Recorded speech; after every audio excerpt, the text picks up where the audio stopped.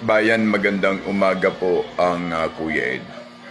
Ito po ang katayuan ngayon pagkatapos ng bagyo, pagkatapos ng mga pagsubok ng kalikasan, patuloy po nilang sinisira po ang Sierra Madre. Wala po tayong aasahan sa putang inang gobyerno na to, lalo na sa DNR na ipatigil ang ganitong klaseng aktibidades. Kasi po, bayad na po sila. Mga buwaki ng ina, lalo na yung pamahalaan dyan sa lugar kung saan nasasakop ang lugar na ito. Kaya ang gagawin po natin, hindi po tayo mananawagan sa mga sundalo kasi bayad na po sila. At hindi po tayo mananawagan sa mga pulis kasi nababayaran po sila. Manawagan po tayo sa NPA, sa mga kilusan na meron po diyan sa Sierra Madre, na ipatigil pagpapatayin at sunugin po ang lahat ng mga gamit na ginagamit sa mining na yan. Kahit po sabihin na sila ay lisensyado at sila ay pinayagan ng putang inang gobyerno na to.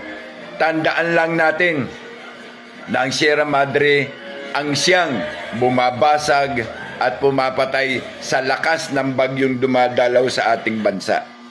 Hindi na po tayo mananawagan sa putang inang pamahalaan meron dyan kung saan man nasasakop kasi mga bayaran na po sila. Manawagan po tayo, magkaisa po tayo na manawagan sa NPA. Tignan nyo, anong nangyari? Wala na po, isang bagyo pang malupit. Marami pong papatayin ang kalikasan na yan. Lalo rin po diyan sa Cebu.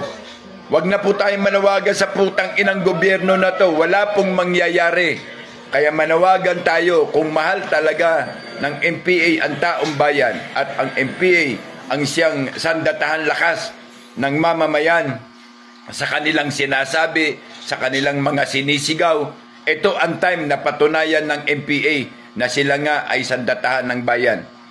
Kumilos kayo, pagpapatayin ninyo, patayin na, wag na pong buhayin.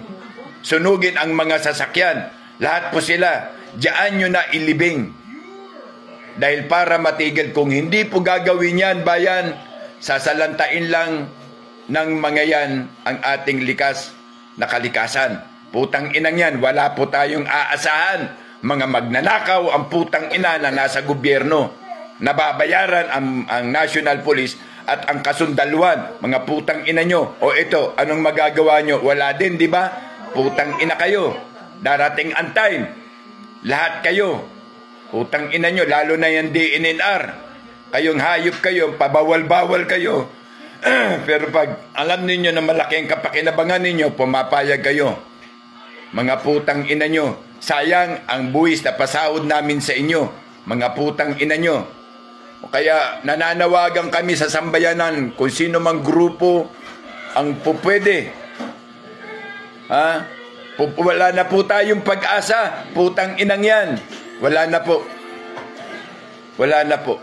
Bayad na po sila. Bayad na ang PNP, bayad na rin ang AFP. Wala na po tayong aasahan sa kanila. Kung meron pong grupo ng MNLF, MILF at MPA diyan sa Sierra Madre, pagpapatayin nyo na ito birang sampol. Putang ina, kalikasan na yan. Kapag yan pa ang nasira, marami yan, milyon ang papatayin yan.